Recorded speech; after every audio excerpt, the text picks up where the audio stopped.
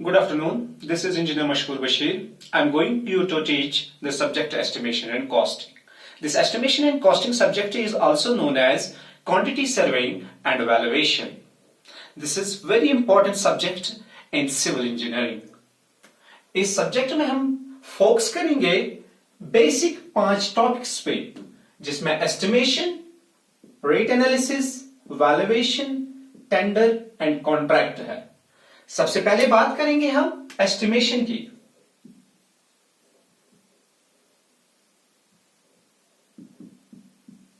अगर हम देखेंगे एस्टिमेशन होता क्या है, estimation is the calculation of quantity of material required, जिससे हमें पता चलता है कि हमारी कंस्ट्रक्शन वर्क का जो कॉस्ट है वो कितना होगा। अब इस एस्टिमेशन की जरूरत क्यों पड़ती है हमें करने की, मैं आपको ऐसे समझाऊं। फॉर एग्जाम्पल, हमने कोई बिल्डिंग को कंस्ट्रक्ट करना है, तो इस बिल्डिंग को कंस्ट्रक्ट करने से पहले हम अप्रूव्ड ड्राइंग को लेते हैं। अप्रूव्ड ड्राइंग, ये जो अप्रूव्ड ड्राइंग होती है ये किसी एजेंसी से हम लेते हैं या किसी आर्किटेक्ट से लेते हैं। और किसी आर्किटेक्ट के लेने के बाद हम इस ड्राइंग में जो हमें 3 चीजें मिलती है, one is plan, second is section, third is its elevation. इन सारी चीजों को हम प्रॉपरली स्टडी करते हैं और स्टडी करने के बाद हम जो इसमें मटेरियल यूज होगा उनकी क्वांटिटीज को फाइंड आउट करते हैं। क्वांटिटीज को फाइंड आउट करने के बाद हम मार्केट रेट्स को अप्लाई करते हैं और मार्केट रेट्स को अप्लाई करने के बाद हमें इस प्रोजेक्ट का कॉस्ट मिलता है। अब ये जो कॉस्ट है, this is not the exact cost, ये कॉस्ट जो है it's approximate cost, approximate cost. और इस अप्रोक्सीमेट कॉस्ट को हम जब अप्लाई करते हैं, इसका जो बुनियादी जरूरत है इस एस्टिमेशन को करने का, इसलिए क्योंकि अगर हमें कोई प्रोजेक्ट मिलेगा, मैं एग्जांपल दे रहा हूं, कोई प्रोजेक्ट हमें मिलेगा with in the budget of 3 crore, और जब हमने इसमें जो क्वांटिटीज मटेरियल की यूज होगी उनको फाइंड आउट किया, मार्केट रेट्स को अप्लाई किया, उसके बाद हमने देखा कि इस प्रोजेक्ट पे हमें कितना खर्चा आएगा, और हम इससे ये फाइंड आउट करते हैं whether this project is within our budget और नॉट, और ये हमें इसका अप्रोक्सीमेट कॉस्ट देता है।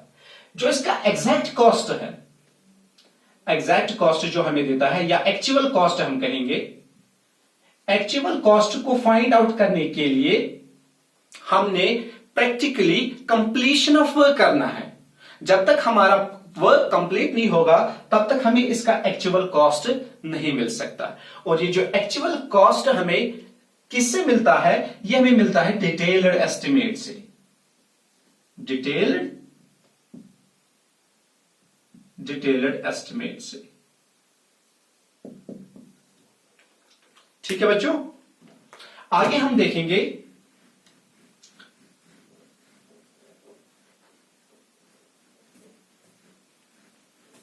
ये डिटेल्ड एस्टिमेट जो है,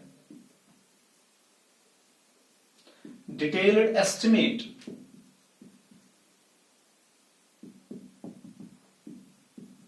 डिटेल्ड एस्टिमेट में हम करते क्या है, हम जो पूरी वर्क होती है हमारे कंस्ट्रक्शन वर्क या कंस्ट्रक्शन प्रोजेक्ट जो हमारा होता है, उसका जो होल वर्क होता है उसको हम डिवाइड करते हैं into item of works, into item of works. We divide the whole work into item of works, item of works।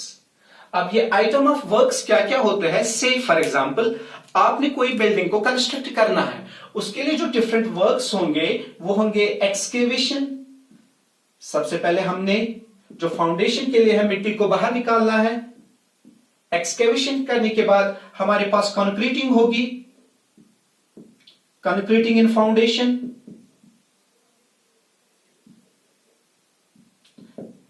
इसके बाद हमने फाउंडेशन कंक्रीटिंग की, उसके बाद इसमें डीपीसी होगा, इसमें मेजनरी होगा, मेजनरी वर्क, मेजनरी वर्क के बाद आरसीसी वर्क भी हो सकता है, slab for example beams, RCC work, या इसमें प्लास्टरिंग हो सकता है, प्लास्टरिंग या पेंटिंग, या और भी बहुत सारे वर्क्स है जो इसमें आते हैं। अब ये जो सारे वर्क्स है इनको हम एक एक आइटम लेके चलते हैं और इनकी क्वांटिटी फाइंड आउट करते हैं, और हर एक वर्क का हम प्रॉपरली क्वांटिटी फाइंड आउट करने के बाद मार्केट रेट्स अप्लाई करते हैं, मार्केट रेट्स अप्लाई करते हैं। अब इसमें जब हमने मार्केट रेट्स अप्लाई किए उसके बाद हमने इसका कॉस्ट निकाला और हर एक वर्क का इसी तरह से किया, और ये रोजमर्रा होता है। से फॉर एग्जांपल कोई कंस्ट्रक्शन वर्क है हमारी, वहां पे पहले एक्सकेवेशन हो रही है, आज दिन में कितना काम हुआ, जब तक आपका कंप्लीट वर्क हो गया तो हम शाम को उसका क्या बोलते हैं इसको, नोट डाउन करते हैं कि आज कितना एक्सपेंडिचर हुआ। अकॉर्डिंगली जब तक हमारा प्रोजेक्ट कंप्लीट नहीं होता तब तक हम ये प्रोसेस कंटिन्यू करते हैं, और जिससे हमें एग्जैक्ट एक्चुअल कॉस्ट मिलता है। और ये एक्चुअल कॉस्ट ज्यादा डिफर नहीं करता है जो हमने पहले अप्रोक्सीमेट कॉस्ट जो निकाला होता है।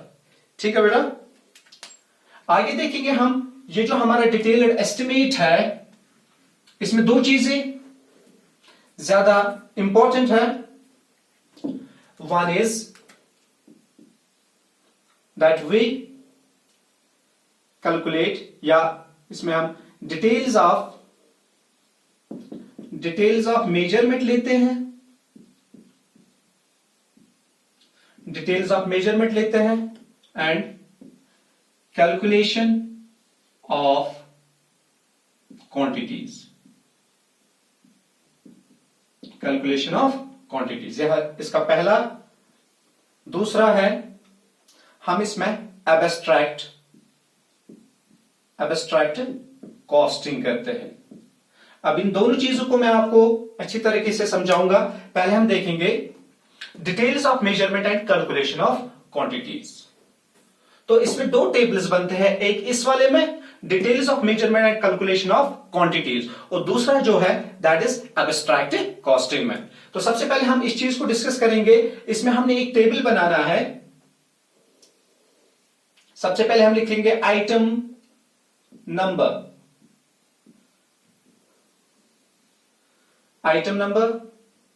ये मैं दूसरे मार्क से, so that you can easily understand. Item number, उसके बाद हम दूसरे कॉलम में लिखेंगे डिस्क्रिप्शन, या इसमें लिखेंगे टाइप ऑफ वर्क भी लिखते हैं हम, डिस्क्रिप्शन। और तीसरे कॉलम में हम लिखेंगे नंबर, चौथे कॉलम में लिखेंगे हम लेंथ। जो हमारा नेक्स्ट कॉलम है इसमें लिखेंगे हम ब्रेड्थ। नेक्स्ट कॉलम जो है हमारा, इसमें लिखेंगे हम हाइट, और जो लास्ट कॉलम हमारा है इसमें लिखते हैं हम क्वांटिटी।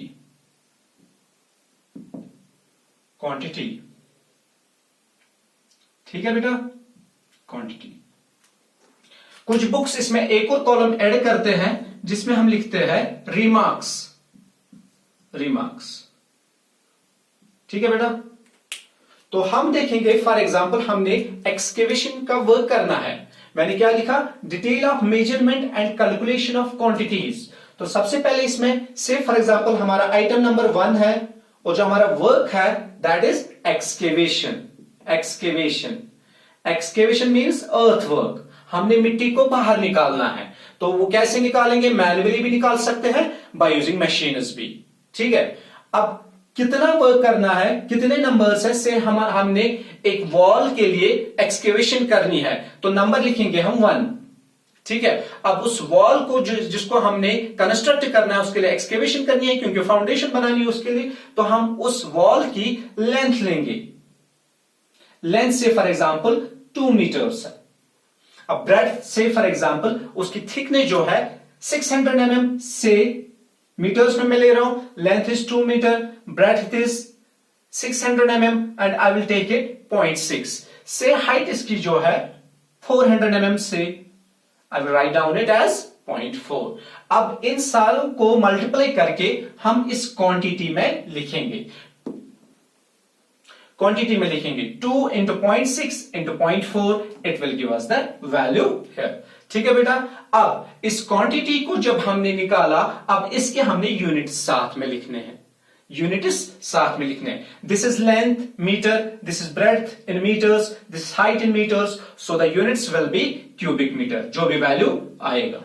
ठीक है बेटा, अब रिमार्क्स में लिखते क्या हम? रिमार्क्स में लिखते हम जो हमने यहां पे प्रोसेस की है, से लेंथ जो हमने वहां पे लिखना होता है, डिस्क्राइब करना होता है, लेंथ कितनी है, ब्रेड्थ कितनी है, हाइट कितनी है, वो हम यहां पे लिख सकते हैं। अब जरूरी नहीं है, जहां पे अंडरस्टैंड कराने के लिए, जहां पे आपको थोड़ा सा डिफिकल्ट पार्ट होगा, वहां पे हम रिमार्क्स में इसको मेंशन करते हैं। This was details of measurement and calculate of quantities. हमने मेजरमेंट्स ली, उसके बाद हमने कैलकुलेट क्वांटिटी की। ये था पहला वाला पार्ट डिटेलर एस्टिमेट का। ये मैंने एग्जांपल दी, आगे आगे हमने इसको एक्सप्लेन करना है प्रॉपरली। ठीक है, अब दूसरा जो हमारा था that was abstract, abstract estimate.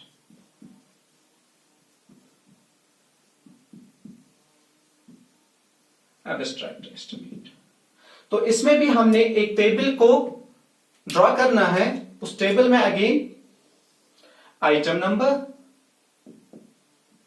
उसके बाद डिस्क्रिप्शन यानी कि टाइप ऑफ वर्क, उसके बाद नंबर्स, उसके बाद यूनिट्स, उसके बाद रेट, उसके बाद टोटल अमाउंट, टोटल अमाउंट।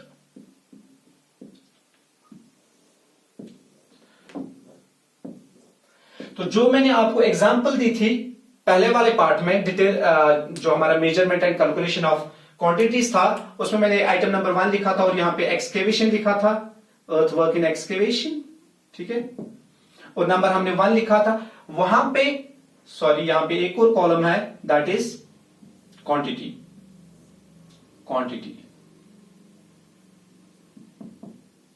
और यहां पे नंबर।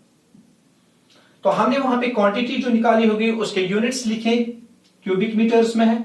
ठीक है, अब हमने रेट देखनी है, मार्केट रेट क्या है। से फॉर एग्जांपल यहां पे 10 क्यूबिक मीटर आया, अब हमने देखना है मार्केट रेट 1 क्यूबिक मीटर की कितनी है। फॉर एग्जांपल इट इज 600 पर cubic metre, so it will give us total cost that is 6000। और यही जो प्रोसीजर है ये हमने हर एक वर्क के लिए अप्लाई करना है। तो आगे हमने इसको डिटेल में पढ़ना है, ये मैंने थोड़ा सा ओवरव्यू दिया इन दो चीजों का।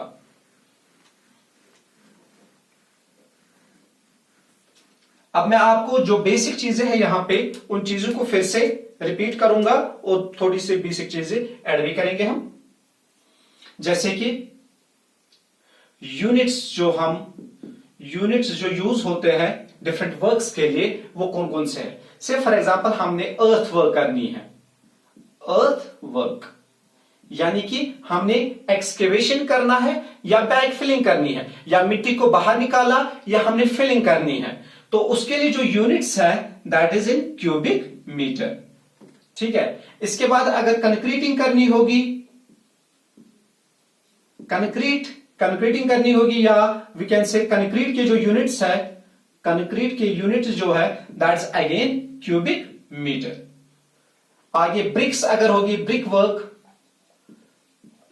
वर्क का जो यूनिट है दैट्स नंबर्स, यानी कि हमने कितने ब्रिक्स यूज किए, 2000, 3000, 5000 ऐसे, तो वो हमें एक्चुअली इसका जो यूनिट्स है दैट इज क्यूबिक मीटर। फिर हम इसको कन्वर्ट करते हैं इनटू नंबर्स। ठीक है, इसका जो बेसिक यूनिट है that is cubic metre, but we convert this cubic metre then into numbers. वो कैसे करना है वो मैं आपको आगे बताऊंगा। एक क्यूबिक मीटर में 500 ब्रिक्स होते हैं, 500 नंबर्स इसका होता है एक क्यूबिक मीटर में। आगे हम इसको भी देखेंगे कि ये कैसे होता है, एक क्यूबिक मीटर में कैसे 500 ब्रिक्स होते। आगे अगर हमने प्लास्टरिंग करनी होगी, प्लास्टरिंग, तो उसकी जो यूनिट्स है that's in square metre rather than in cubic metre. आगे पेंटिंग अगर करनी होगी, पेंटिंग के भी जो यूनिट्स है that's again in square metre. ठीक है बेटा, और आगे जानेंगे हम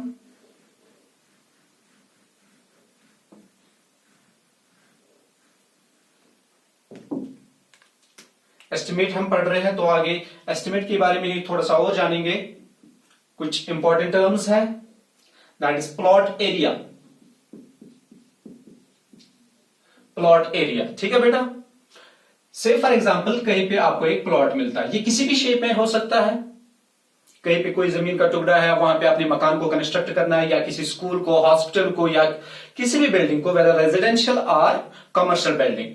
अब हम उस प्लॉट का लेंथ देखेंगे, ब्रेड्थ देखेंगे, उसका एरिया निकालेंगे, उसी को हम बोलते हैं प्लॉट एरिया।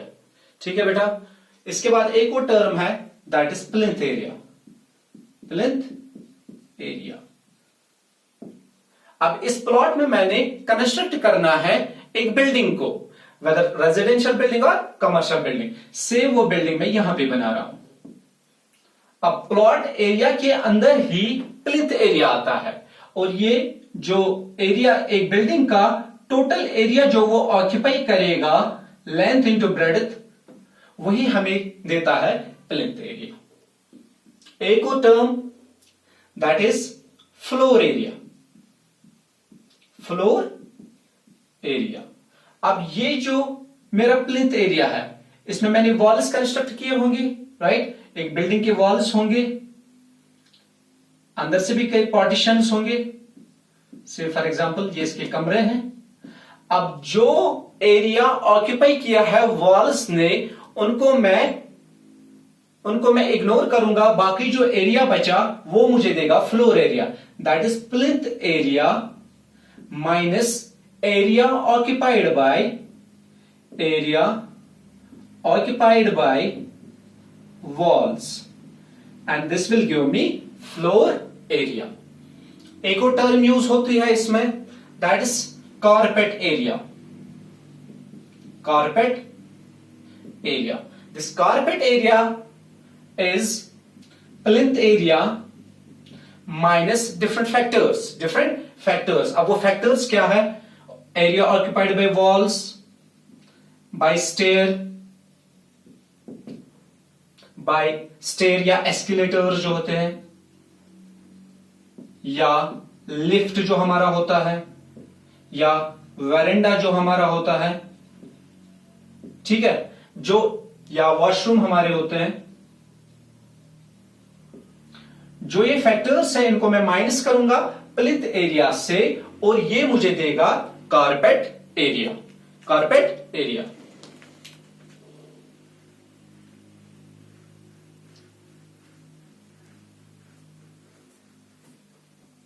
आगे हम देखेंगे हमारे पास जो अप्रोक्सीमेट एस्टिमेट की जो मैंने बात की थी, अप्रोक्सीमेट एस्टिमेट की, that is not the actual estimate.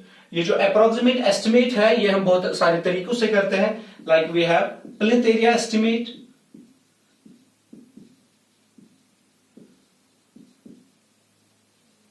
ठीक है, या हमारे पास है क्यूबिक कंटेंट एस्टिमेट। अब ये जो प्लिंथ एरिया एस्टिमेट है पहले हम इसको देखेंगे। से फॉर एग्जांपल मेरे पास ये एक प्लिंथ है किसी भी बिल्डिंग का, तो मैं इसका एरिया निकालूंगा इस प्लिंथ का। It is equal to L into B. It will give me plinth area. अब ये जो प्लिंथ एरिया है इसको मैं मल्टीप्लाई करूंगा जो मेरे पास रेट्स अवेलेबल होते हैं, यानी कि प्लिंथ एरिया रेट्स वो होते हैं पर स्क्वायर मीटर। पर स्क्वायर मीटर से फॉर एग्जांपल 1000 पर स्क्वायर मीटर। तो मैं प्लिंथ एरिया को मल्टीप्लाई करूंगा इस रेट से, it will give me plinth area estimate. ठीक है बेटा। तो मैं एरिया को मल्टीप्लाई करूंगा, प्लिंथ एरिया को मल्टीप्लाई करूंगा किससे? जो मेरे पास रेट्स है पर स्क्वायर मीटर के लिए। आगे क्यूबिक कंटेंट में क्या होता है? क्यूबिक कंटेंट में जो हमारी लेंथ होती है,